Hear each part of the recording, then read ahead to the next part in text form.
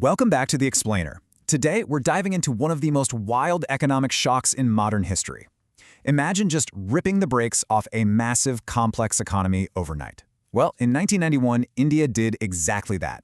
It was a massive experiment that totally defied all expectations. And the results, honestly, they are completely mind-blowing. So, let me ask you this. Does a completely free market actually help the little guy? Conventional wisdom says, yeah, of course. We kind of just assume that wiping out government rules automatically creates this perfect paradise for small startups. Well, brace yourself. The data we're looking at today delivers a massive slap in the face to that whole assumption. Here's our roadmap for today. 1. The suffocating licenses. 2. Predictions slapped in the face. 3. Giants take all. 4. The missing middle. And finally, 5. The fatal flaw. Let's kick things off with Chapter 1, the suffocating licenses. Okay, to really get this, we have to look at India right before 1991. They operated under what was called the License Raj. And guys, it was an absolute nightmare of red tape. The government literally dictated who was allowed to start a business and exactly how much they were allowed to produce. If you made too much, boom, you broke the law. It artificially choked business growth. The whole economy was basically stuck in a straitjacket. But then, reality hit, and it hit hard. In 1991, a severe financial crisis struck. The country was practically out of money. So what did they do? They abruptly abolished the License Raj. Just ripped the Band-Aid right off. Suddenly, the borders opened up to widespread foreign investment and global trade. The cage doors were just flung wide open. Moving on to Chapter 2, predictions slapped in the face. Now, right when this happened, the experts were screaming in panic. They were convinced that massive corporate giants were going to be unleashed and that they'd just completely crush small businesses in an absolute bloodbath. But the reality? It was the exact opposite.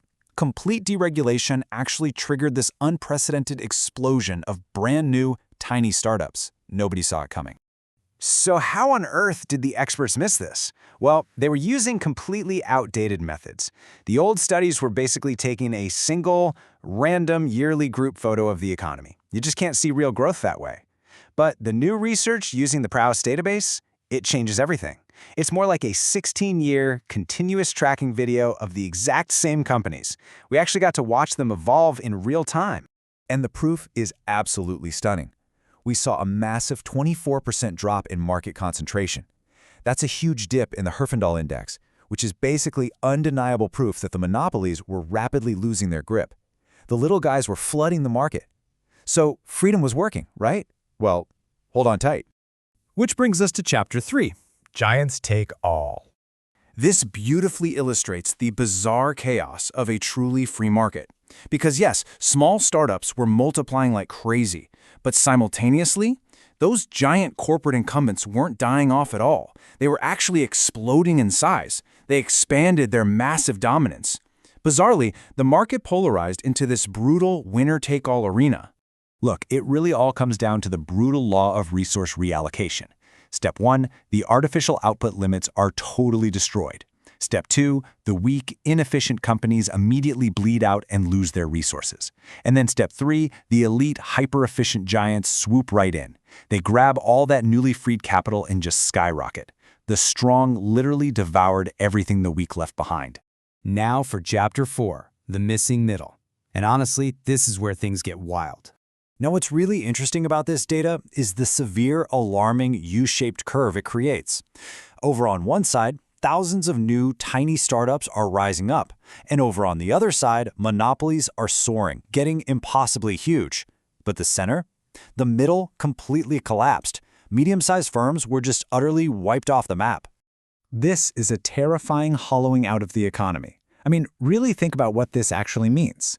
The stepping stones for growth are completely crushed. A small startup tries to scale up, but the giants immediately step on them. The gap becomes this uncrossable chasm, and small firms end up permanently trapped at the very bottom. Let's look at Chapter 5, the fatal flaw.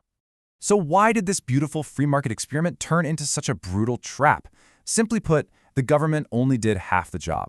Sure, they let new businesses enter, but they completely blocked them from leaving. Rigid labor laws basically froze worker movement. Complex liquidation processes trapped precious capital. It was all just paper freedom. Because frankly, giving people the right to start a business is entirely useless if your laws prevent zombie companies from safely dying out. Just look at this devastating quote from the research. India operates in a world with virtually no exit doors. It is such a tragic irony. Millions of companies can walk right into the market, but nobody is allowed to leave. Resources just stay permanently trapped in this rotting state. That's not efficiency, you guys. That is an economic prison. All of this leads us to a deeply uncomfortable question. When an entire economy consists only of millions of endlessly struggling micro-businesses on one side and a handful of sky-blocking, untouchable monopolies on the other, is this the freedom we truly want? It's definitely something to think deeply about. Thank you so much for joining me for this explainer, and I will catch you in the next one.